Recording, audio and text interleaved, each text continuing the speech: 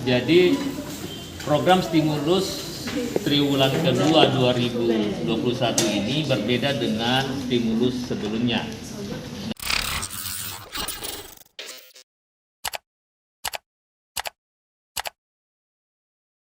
Jadi program stimulus triwulan kedua 2021 ini berbeda dengan stimulus sebelumnya.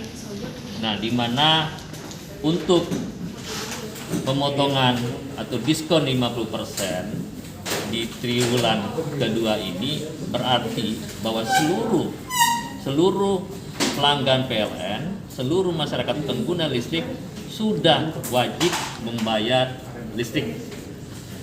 Sudah wajib membayar listrik dan sudah wajib membeli token. Ya. Nah, tentunya kami PLN berharap agar masyarakat dapat memahami dan mengerti tentang program stimulus triwulan kedua 2021 ini. Jadi mungkin masyarakat akan melihat ada kenaikan tarif dari pusat kebijakan. Sebenarnya tidak ada kenaikan tarif. Yang ada adalah